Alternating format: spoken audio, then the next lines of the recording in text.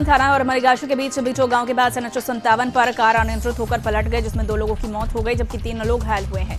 तीनों घायलों को रात में ही इलाज के लिए DMCH में भर्ती कराया गया है। दोनों मृतकों में भैरवस्थान थाना के नरुआरा टोली निवासी 18 वर्षीय लालू चौपाल और पंडौल थाना के बिठो निवासी 25 वर्षीय दिनेश चौपाल बताया जाता है ये पांचों लोग अल्टो कार से सकड़ी की ओर से नरुआर गाँव आ रहे थे। पिछले दिनों पटना साहिब गुरुद्वारा के मुख्य ग्रंथी भाई राजेंद्र सिंह की संदिग्ध मौत मामले में बेटे रंजीत सिंह ने चौक थाने में अज्ञात लोगों के खिलाफ हत्या का मुकदमा दर्ज कराया है।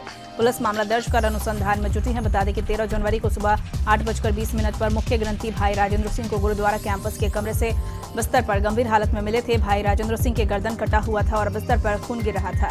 बाद में उन्हें अस्पताल में भर्ती कराया गया था, जहां इलाज के दौरान 17 जनवरी को उनकी मौत हो गई। फिलहाल पुलिस इस पूरे मामले पर कुछ भी बोलने से इनकार कर रही है। पटना साहिब गुरुद्वारा की सुरक्षा में BMP के 16 हथियार से लैस जवान तैनात है। कई सब इंस्पेक्टर की तैनाती होती है, फिर भी इस तरह से किसी घटना का होना कई तरह के सवाल खड़े करते हैं। खबर बघा के रामनगर से, जहां ज्यादा कुहासे होने के कारण ऑटो चालक ने संतुलन खो दिया और ऑटो पेड़ से टकरा गई। हादसे में ऑटो चालक की मौके पर ही मौत हो गई। मृतक की पहचान सबैया पंचायत के मांगुरहा गांव निवासी प्रेमदास राम के रूप में हुई है। बोकारो के बेरमो में CCL अभियान के एरिया अंतर्गत खास महल कोनार परियोजना में पानी का हालपैक टैंकर दुर्घटनाग्रस्त हो गया। बताया जा रहा है कि ऑपरेटर टैंकर में पानी भरकर कार्यस्थल की ओर जा रहा था, तभी हिचकोले से टैंकर का अगला हिस्सा ऊपर उठ गया। तत्काल PC मशीन लाकर टैंकर को सीधा किया गया। खगड़िया में एक बार फिर 2 फर्जी दारोगा गिरफ्तार हुआ है। दोनों फर्जी दारोगा स्मरणोनालय के पास संदिग्ध हालत में घूम रहा था। पुलिस को देख दोनों धीरे धीरे फरार होने लगा, लिहाजा पुलिस ने शक के आधार पर दोनों को गिरफ्तारी में लेकर पूछताछ की और प्रमाण पत्रों की जांच की तो दोनों का कागजात फर्जी निकला, जिसके बाद SP अमितेश कुमार के आदेश पर चित्रगुप्त नगर थाना पुलिस ने दोनों के खिलाफ केस दर्ज करके दोनों को गिरफ्तार कर लिया है। पुलिस की माने तो दोनों युवक बेगूसराय जिले के रतनपुरा गांव के रहने वाले हैं। इससे पहले भी इस गांव का विक्रम कुमार नाम का फर्जी दरोगा मानसी थाना से गिरफ्तार हुआ था। वह 18 दिनों तक मानसी थाना में योगदान भी दिया था। बाद में जांच में वह फर्जी निकला था। हालांकि विक्रम अभी जेल में है, जबकि तत्कालीन थानाध्यक्ष निलंबित है। आपको बता दें कि गिरफ्तार युवक राजीव कुमार और आलोक कुमार का दावा है कि उसकी बहाली गैर सरकारी संगठन SPCA ने की है, जिसकी मान्यता बिहार सरकार ने दी है।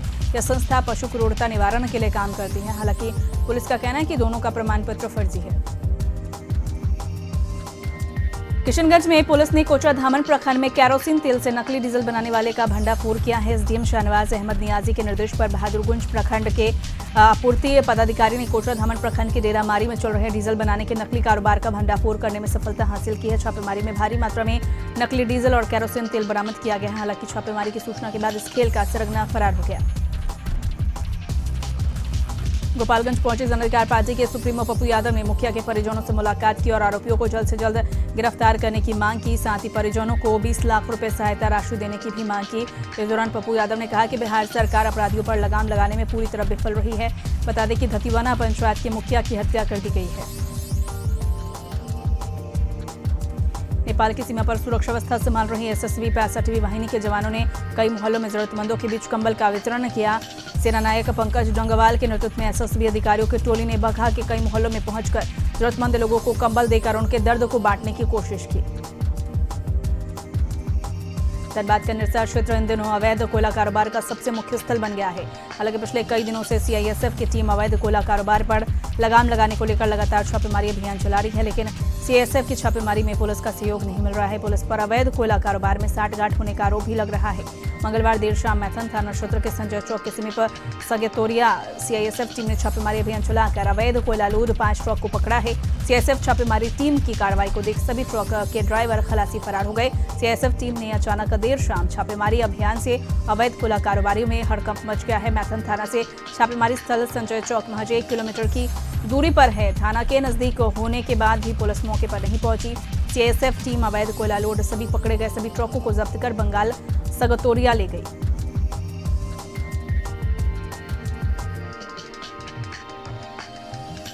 नालंदा में जहरीली शराब से 13 लोगों की मौत और इससे पहले कई जिलों में 40 लोगों की मौत के बाद शराबबंदी कानून पर विपक्ष के साथ सत्ताधारी पार्टी के कुछ नेता भी सवाल उठा रहे हैं। लिहाजा सरकार जवाब देने की तैयारी कर रही है। खबर है कि मद्य निषेध विभाग अब मद्य निषेध नीति का अध्ययन कराएगी। इसकी चाणक्य राष्ट्रीय विधि संस्थान के पंचायती राज पीठ को जिम्मेदारी दी गई है, जिसे 2 महीने में रिपोर्ट सौंपने को कहा गया है। सूबे में जिन बिंदुओं का जिक्र किया गया है उसमें शराबबंदी के बाद जीवन शैली में क्या बदलाव हुए, पारिवारिक खर्च में क्या बदलाव हुए, महिलाओं की स्थिति कितनी सुधरी, खान पान के तरीके में क्या बदलाव हुआ है, स्वास्थ्य पर अब तक कितना खर्च हो रहा है, शिक्षा में क्या बदलाव और खर्च हो रहे हैं, महिला हिंसा आदि में कितनी कमी आई है, शामिल है। शराबबंदी कानून के अध्ययन पर 30 लाख रुपए खर्च करने की तैयारी है। बगहा में रामनगर प्रखंड के सोनखर पंचायत के शिवपुर कॉलोनी सरे में अलग अलग जगहों पर बाघ दिखने के बाद लोगों में दहशत है। ग्रामीणों ने बताया कि गांव के सरकारी विद्यालय के समीप सरे में गन्ने के खेत के पास देर शाम बाघ को देखा गया। बाघ की सूचना पर वन विभाग की टीम बाघ के पग मार्ग का निशान तलाश रही है, लेकिन अभी तक बाघ का पग मार्ग से बाघ की चहलकदमी का कोई निशान नहीं मिला है। कटिहार के रौतारा थाना क्षेत्र में 10 वर्षीय बच्ची के साथ दुष्कर्म का मामला सामने आया है और इस दुष्कर्म के आरोपी को पकड़कर ग्रामीणों ने पहले पिटाई की और बाद में पुलिस के हवाले कर दिया। पर इस परिवार के लोगों ने बताया कि बच्ची को गांव के शाह आलम बहला फुसलाकर मकई के खेत में ले जाकर उसके साथ जबरन दुष्कर्म की घटना को अंजाम दिया। घटना के बाद बच्ची रोती चिल्लाती अपने परिजनों के पास पहुंची। फिर बच्ची ने अपने साथ हुई घटना को लेकर परिवार के लोगों को बताया, जिसके बाद आक्रोशित लोग परिवार के लोगों ने आरोपी युवक को पकड़ लिया और उसके साथ मारपीट भी की। घटना की सूचना गांव के लोगों ने रतौरा थाना पुलिस को दिया। मौके पर पहुंची पुलिस ने आरोपी युवक को गिरफ्तार कर लिया है। वहीं पीड़ित बच्ची का अस्पताल में इलाज चल रहा है, जहां पर वो भर्ती कराई गई है। गोपालगंज पहुंचे जन अधिकार पार्टी के सुप्रीमो पप्पू यादव ने मुखिया के परिजनों से मुलाकात की और आरोपियों को जल्द से जल्द गिरफ्तार करने की मांग की। साथ ही परिजनों को 20 लाख रुपए सहायता राशि देने की भी मांग की। इस दौरान पप्पू यादव ने कहा कि बिहार सरकार अपराधियों पर लगाम लगाने में पूरी तरह विफल रही। बता दें, धतीवाना पंचायत के मुखिया की हत्या कर दी गई है। कटिहार में प्रशासन की कार्यशैली से सैकड़ों किसानों में खुशी है। दरअसल मामला कटिहार के कुर्सेला प्रखंड के किसानों से जुड़ा हुआ है। कुर्सेला प्रखंड के बाघमारा दियारा क्षेत्र में बिहार सरकार की खास भूमि है और इसमें लगभग 40 रैयत किसान हैं। 20-25 वर्ष पहले किसान को सरकार ने जमीन दी थी, जिस पर खेती कर किसान परिवार का पेट भर रहे थे, लेकिन बीते 2-3 वर्षों से अपराधियों की नजर इस जमीन पर पड़ गई और अपराधियों ने सभी किसानों से रंगदारी के एवज में मोटी रकम की उगाही करने लगे। आए दिन किसानों के साथ मारपीट कर उनको ही उनके जमीन से भगा दिया जाता था। अपराधी किसान के खेत में लगे फसल को लूट लिया करते थे। ऐसे में किसानों के समक्ष भूखमरी की स्थिति बन गई। पिछले वर्ष भी किसानों ने जब अपनी शिकायत पुलिस प्रशासन से किया था तो मौके पर पहुंची पुलिस के साथ अपराधियों में गोलीबारी हुई थी, लेकिन किसानों को शत प्रयास और पुलिस की मदद से रैयत खेती की जमीन को ट्रैक्टर से जोत आबाद करवा दिया गया है और इससे किसानों में खुशी है। किसानों ने प्रशासन को धन्यवाद कहा है। बेगूसराय में बढ़ते अपराध और बाजारों में लगातार लूट की घटनाओं पर लगाम लगाने के लिए एसपी योगेंद्र कुमार खुद सड़कों पर उतरे हैं। शाम से लेकर रात तक एसपी योगेंद्र कुमार सदर डीएसपी और कई थानों की पुलिस के साथ खुद सड़कों पर उतरे और कई जगहों पर जांच अभियान चलाया। मुफस्सिल थाना के रौजौरा बाजार में सघन जांच के दौरान जहां आधा दर्जन बिना नंबर और हेलमेट की बाइक को जब्त किया गया, वहीं कई दुकानों में जांच के दौरान 2 दुकानों से गांजे की पुड़ी और गांजा भरा सिगरेट को जब्त किया गया है और मौके से 2 दुकानदार को हिरासत में लिया गया है। एसपी योगेंद्र कुमार ने बताया कि अपराध पर लगाम लगाने के लिए जिले भर में जांच अभियान चलाया जा रहा है। मधुपुर वन प्रमंडल कार्यालय में डीएफओ राजकुमार शाह ने वन रक्षियों के साथ बैठक की। इस मौके पर उन्होंने कहा कि मधुपुर में आने वाले सालों में वृक्षारोपण किया जाना है, जिसको लेकर समीक्षा की गई है। साथ ही कहा कि हाथी प्रभावित क्षेत्रों में सोलर लाइट लगाने का काम जल्द ही शुरू किया जाएगा और इसके लिए सभी वन रक्षियों को स्थल की पहचान करने का निर्देश दिया गया है, जिससे काम को जल्द प्रारंभ किया जा सके। उन्होंने वन रक्षियों को 2 दिनों के अंदर हाथी प्रभावित इलाकों की पहचान कर सूची उपलब्ध कराने का निर्देश दिया है। करीब 1 महीने पहले रांची के सुधा डेयरी से लापता इंजीनियर सुजीत कुमार का पता चल गया है और पुलिस ने उन्हें ढूंढ निकाला है। बताया जा रहा है कि डिप्रेशन के चलते सुजीत कुमार खुद से ही कहीं चले गए थे। पुलिस ने लापता इंजीनियर को धुरवा थाने लाकर उनसे पूछताछ करी है। बता दें कि पिछले 22 दिसंबर से लापता इंजीनियर सुजीत कुमार थे।